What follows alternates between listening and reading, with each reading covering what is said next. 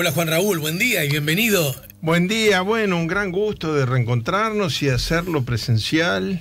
Parece un quirófano el estudio, felicitaciones, pero estaba extrañando darme una vueltita y arrancar el año con La Mañana en Camino. Estás barbado, ¿eh? Estoy barbado. ¿Primera vez que te dejas barba? Bueno, hay algunas fotos, yo no me acordaba, hay algunas fotos durante la Asamblea General de la OEA del 77, cuando la organización donde yo trabajaba obtuvo el estatus consultivo y de observador, donde aparezco con barba, pero fue una cosa que duró muy poco. Ajá, porque lo que sí te acompañó mucho tiempo en fue tu el vida bigote. fue el bigote, ¿no es cierto? Claro, después que me saqué la barba, me la saqué toda menos el bigote. Y el bigote volví al Uruguay. Pero tú, por ejemplo, cuando marchaste al exilio con tu papá y tu mamá también... No tenía bigote. ¿No tenías bigote? No.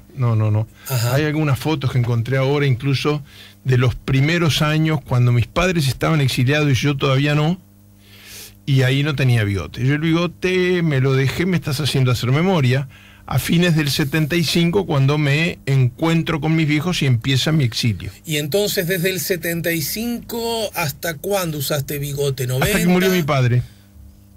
No sé por qué. Después que murió mi viejo un día dije, ya, ¿qué hago con este? Era medio ridículo el bigote. La barba, estoy contento. Está feo que lo diga yo, pero me queda bien y además veo que está de moda, porque todo el mundo tiene esta misma barba. Uno mira y los periodistas acá en Argentina, en Estados Unidos, periodista con esta barba, entrevistado con esta barba y locutor con esta barba. Hay mucha... Estamos en época de barba. Estamos en época de barba. Yo de hecho hace años que la tengo, bueno, aunque ahora bastante yo más. Podría hacer una ironía política. Diga. Y decir y de Durán Barba también, pero no lo voy a hacer. Pensé que venía como una especie de alusión a que la calle Pou cada tanto... Bueno, creo que ahora está todavía de barba, no sé si fue a visitar a Bolsonaro. No, la caminata esta que hizo por 18 de julio, que salió a la televisión sí, que fue vi la sin foto barba. Ayer. Ya estaba sin barba. Pero barba en las vacaciones medio que se la dejó, ¿no? Sí, siempre. Creo que es una costumbre de él de todos los años. Bien, es como medio común, me parece, a lo mejor no solo políticos, el aflojarse en varios sentidos, también en afeitarte, digamos. Sí. Tu viejo, Wilson, ¿alguna vez usó bigote?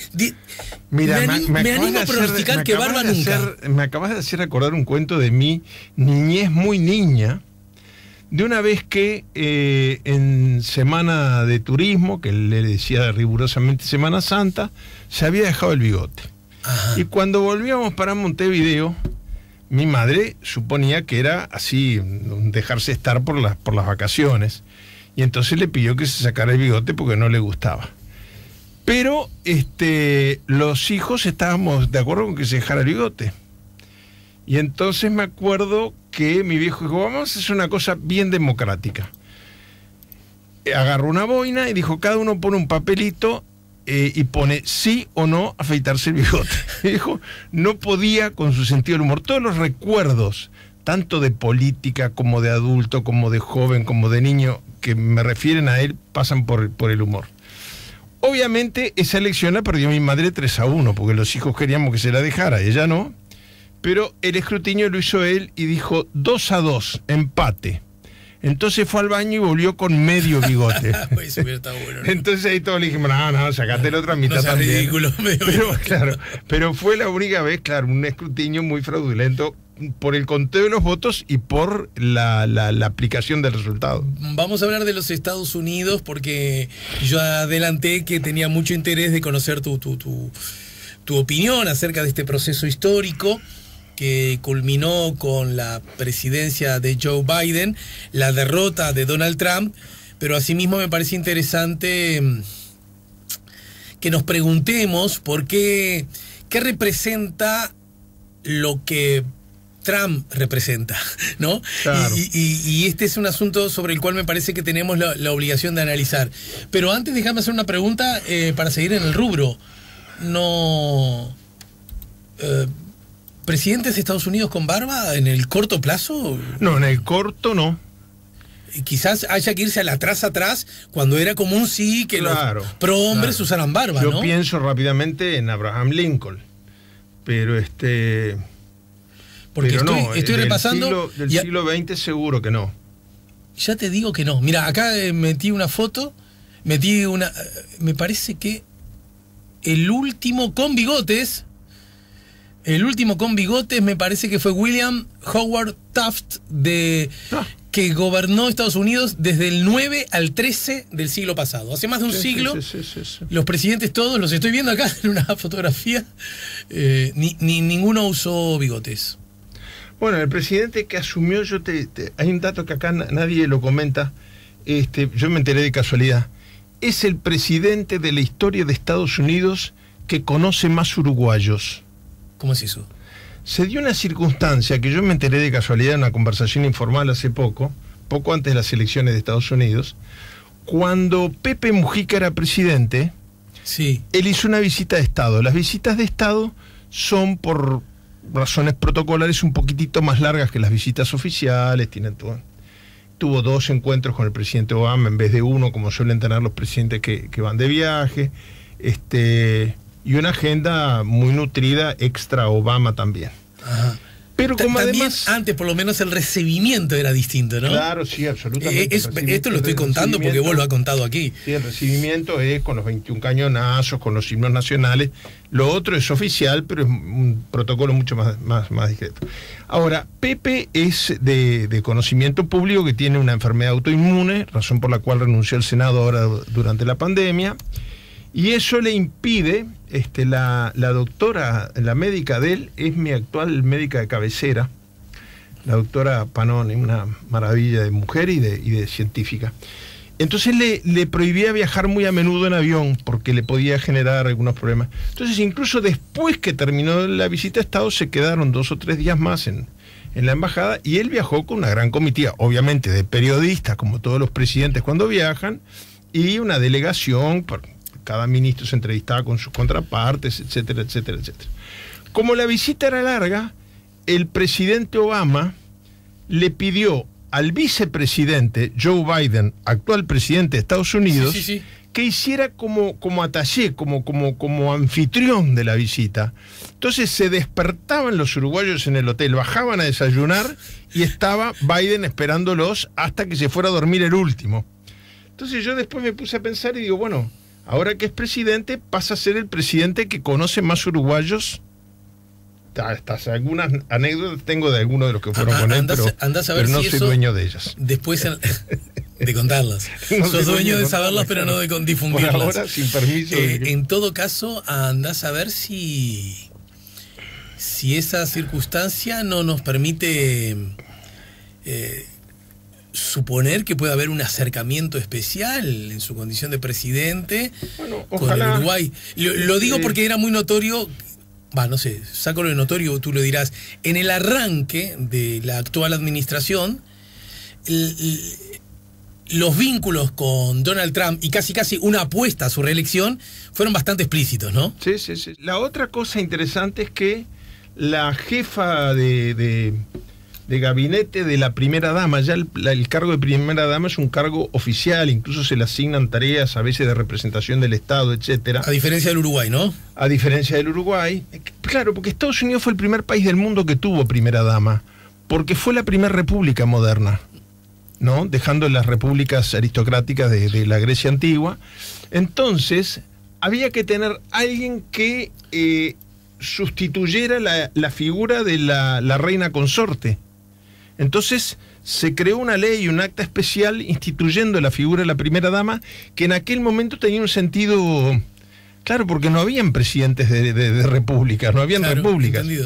Entendido. Pero dicho sea de paso, la jefa de gabinete de la esposa de Biden es Yulisa Reynoso, que fue embajadora de Uruguay precisamente durante el gobierno de Mujica, y que abrió las puertas de la embajada. Yo me acuerdo que nunca antes se había celebrado en la embajada de Estados Unidos en Uruguay, por ejemplo, la abolición de la esclavitud.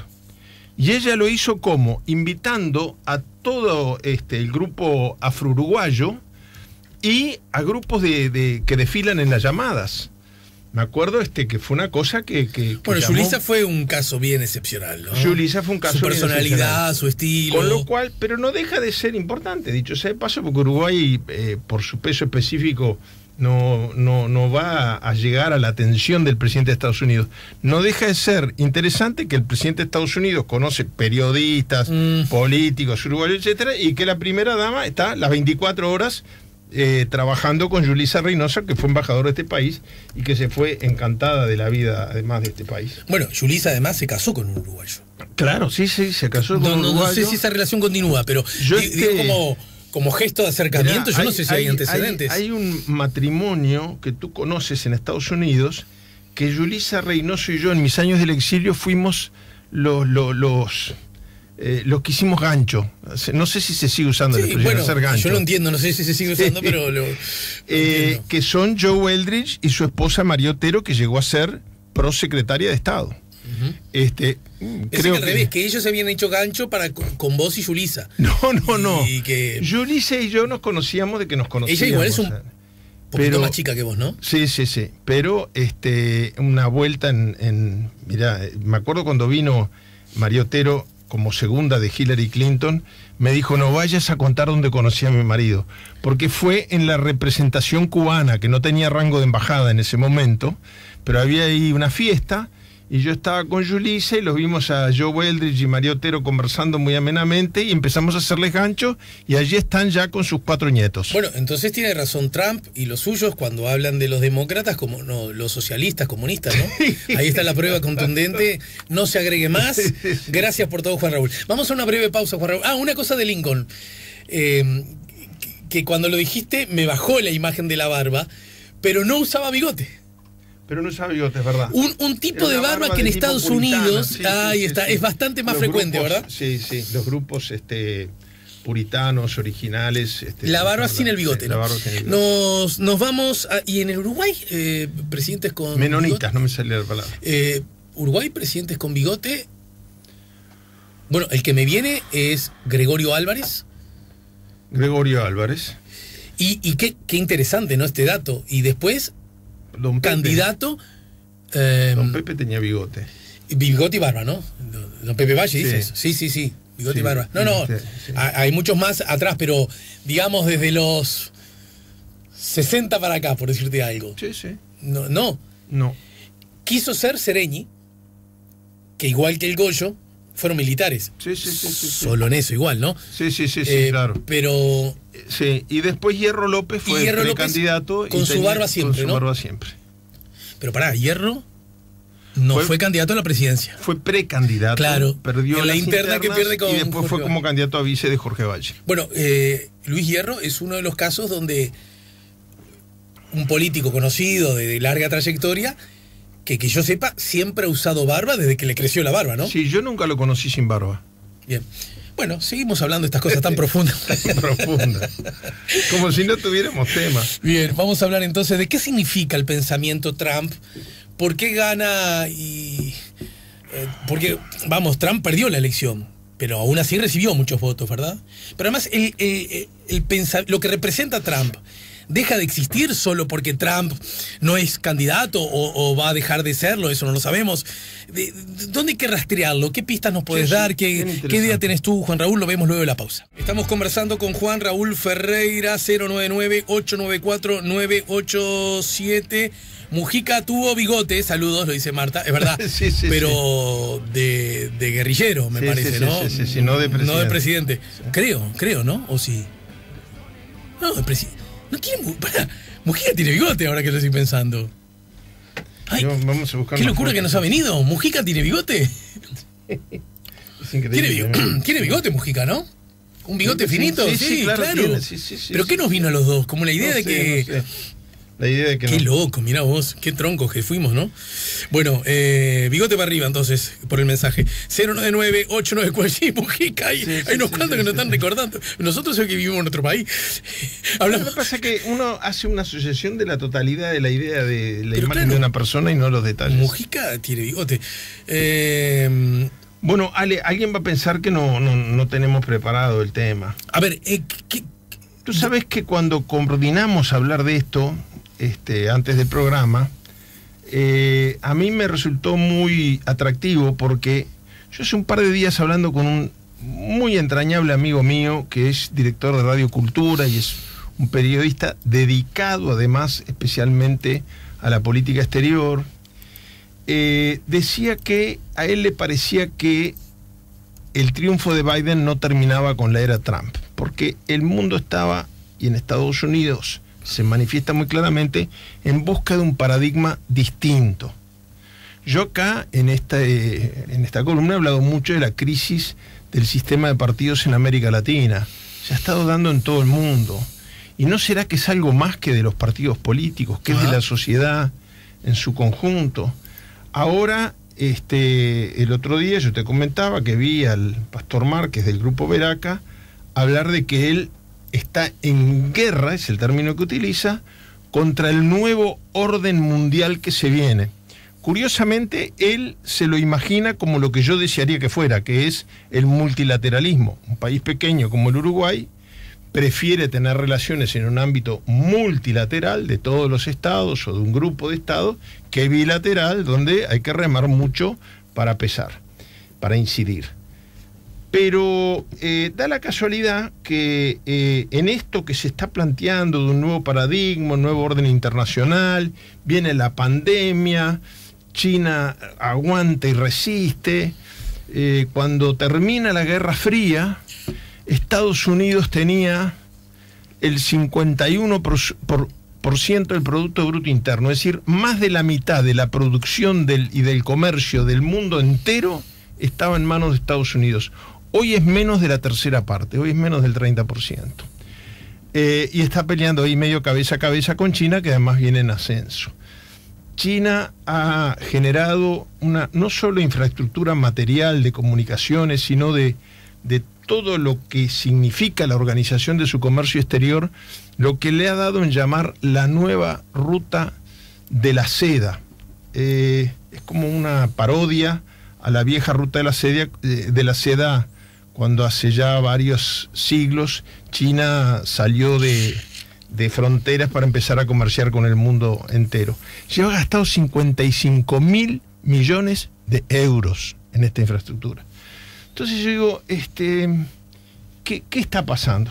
Cuando tú me planteas hablar de esto, yo estoy tomando unas clases que organiza el grupo de Puebla, y ayer justamente habló un profesor de la Universidad de Chicago que se llama Michael Cohen, y decía, yo noté algunas cosas que me llamaron mucho la atención. La era Trump no terminó el gobierno de Trump. Pero la era de Trump no, porque, decía él, Trump no es la causa, sino la consecuencia de un cambio de valores en la sociedad norteamericana, ¿no?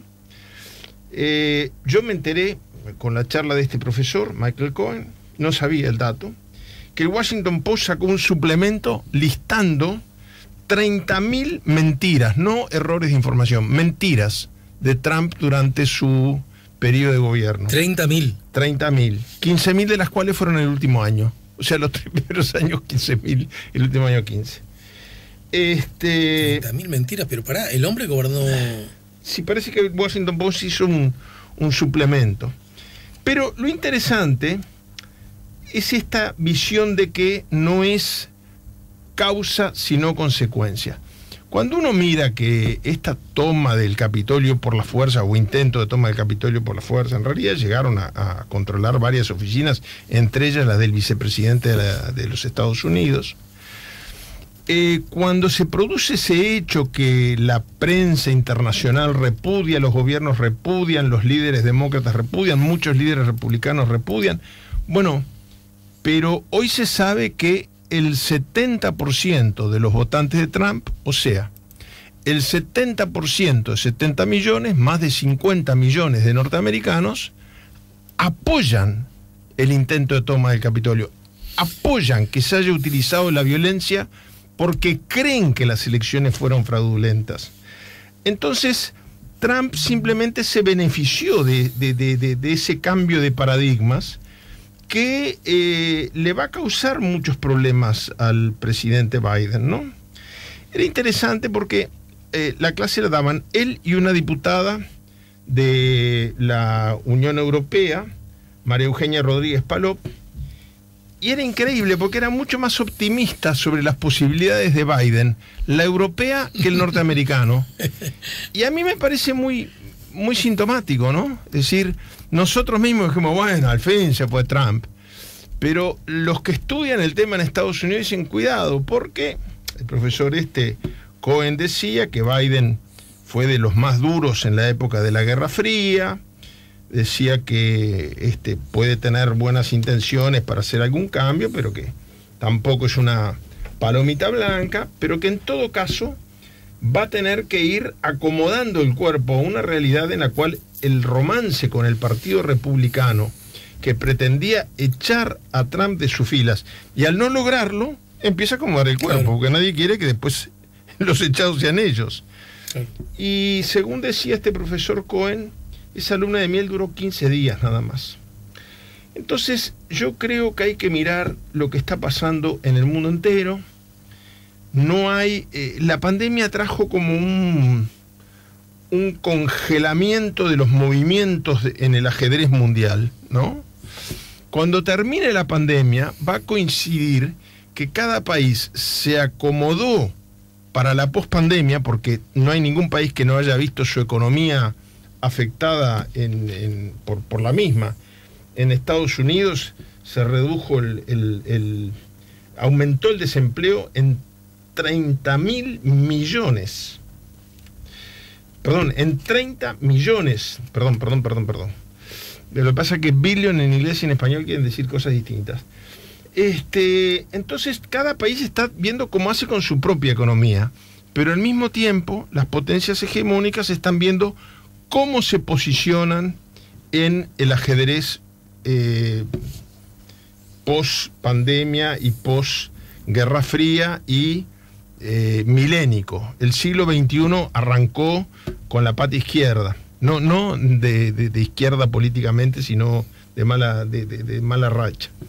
Entonces, creo que esto sí hay que estudiarlo mucho. Trump sigue siendo una figura muy popular en Estados Unidos. Uno, cuando analiza las noticias de Estados Unidos, cada tanto dice, esto es la primera vez que ocurre en la historia. Es la primera vez en la historia que un presidente no reconoce el resultado electoral. Es la primera vez en la historia que hay un intento de toma violenta del Capitolio. Es la primera vez en la historia que es el presidente de Estados Unidos el que lo hace. Es la primera vez en la historia que un presidente tiene 2 juicios políticos en su haber.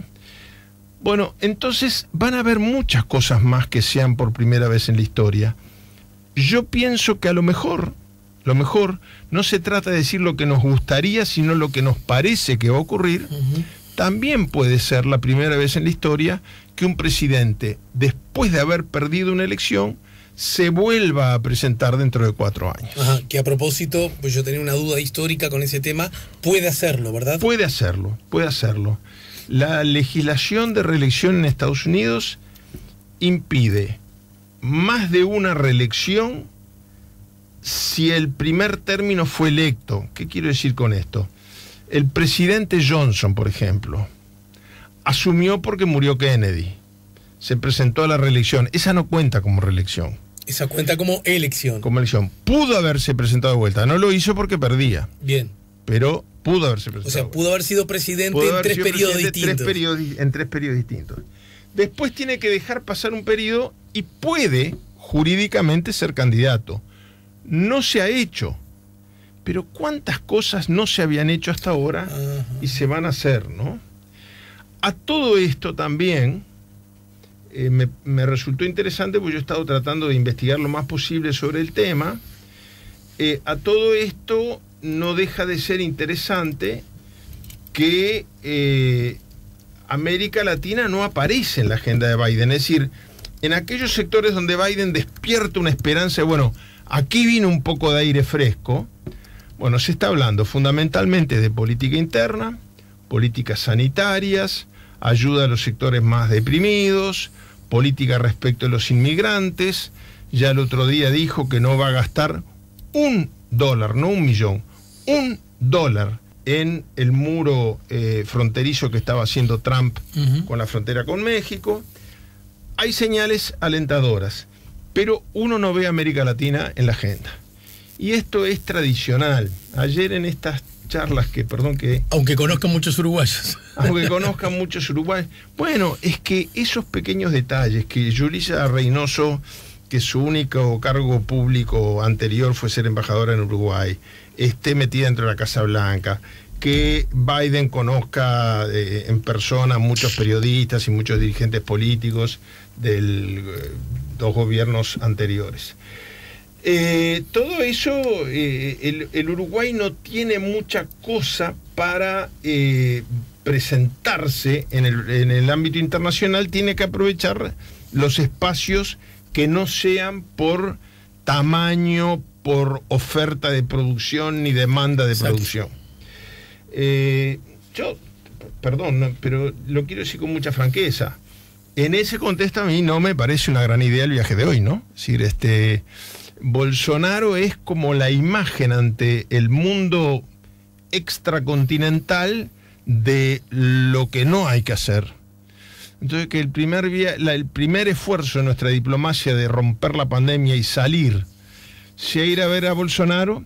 Recordemos que la Unión Europea tenía muy adelantado un tratado de libre comercio con el Mercosur, y a pesar de que se está yendo ya Angela Merkel, que también es una señal del cambio de protagonistas que hay en el escenario internacional, Angela Merkel comunicó que no tenía el más mínimo interés, no ella, ni Alemania, la Unión Europea, de avanzar en ningún tipo de acuerdo con el Mercosur, mientras que Brasil no desistiera de su política violentadora del medio ambiente en la Amazonia. La Amazonía, como se dice ahora, representa el 30% de la humidificación del planeta. Entonces, todas estas novedades del gobierno de Bolsonaro de hacer la tierra productiva para comercializar, etcétera, productos en Europa Occidental, en Estados Unidos, en el resto, en China, en Rusia, en todos los centros de poder mundial, ha caído como un balde de agua fría. Dentro de una semana se toma voto, no sé si saldrá o no saldrá, para ver si hay juicio político al presidente Bolsonaro. En Estados Unidos, lo único que hay muy claro sobre América del Sur es que Bolsonaro es un reaccionario con el cual hay que tener mucha distancia y no mucha cosa más. Porque nunca América Latina ha estado mucho en la agenda de los gobiernos norteamericanos. Es más, históricamente, nosotros nos identificamos, los uruguayos, casi todos los pueblos latinoamericanos, con los demócratas porque son más demócratas, vaya la redundancia. Pero en su política exterior siempre nos ha ido mejor, claro, en las políticas comerciales con los republicanos que con los demócratas. Todas las intervenciones militares conocidas y famosas de la historia del siglo XX fueron durante gobiernos demócratas. No, y además el demócrata tiene una trazabilidad un poco más proteccionista. Y por lo tanto, ¿no? Bueno, dato que por primera vez en la historia se rompe con Trump, que justamente se da de bruces con esa, claro, bueno, es con la premisa más globalizadora, ¿no? Interesante, yo creo que estamos pasado tiempo, pero para redondear esto que tú decís es una síntesis muy importante. Es decir, los demócratas, por progresistas, protegen y defienden a los sectores más débiles de la economía. Por lo tanto, son partidarios del proteccionismo, como seríamos nosotros con un gobierno sensible a los más vulnerables, y pone aranceles hartos, por ejemplo, a los productos agropecuarios, a la carne, a la lana, a los productos de la tierra, etcétera. Mientras que los republicanos son más librecomercistas. Entonces, ha sido en el plano comercial más fácil. Ahora, Donald Trump rompió tanto todos los paradigmas que además se volvió en un terrible proteccionista, que llegó, yo no sé si tú te acuerdas, a una situación muy ridícula de haber prohibido la importación de todo tipo de tecnología celular china. ¿Y qué pasó? El iPhone es americano, el Huawei es Huawei, Huawei es chino. Claro. Pero ¿qué pasó? Cuando él prohíbe esta importación, aumenta un poquito la venta de los productos americanos, no llegan nuevos celulares chinos, pero el 40% de los insumos para fabricar... ¿Dónde están hechos? Eran en China. Entonces tuvo que levantar la medida, bueno, entre tantas marchas y contramarchas que tuvo. Bueno, pero efectivamente fue un presidente muy proteccionista. Un asunto a propósito de esto último que decís es, tenemos 4 años para analizarlo, ¿no? El incómodo rol que jugará de aquí en más el Partido Republicano, ¿verdad? Porque entonces, ¿quién le representa al Partido Republicano? ¿Cuál es la matriz, la idea, el concepto? Luce Trump como alguien que por lo menos le representa parcialmente, ¿verdad? En las cosas que hay que observar del intento de toma del Capitolio es que el FBI dice que ya tiene detectados 22 congresistas que desde adentro del Capitolio colaboraron con los que quisieron asaltarlo.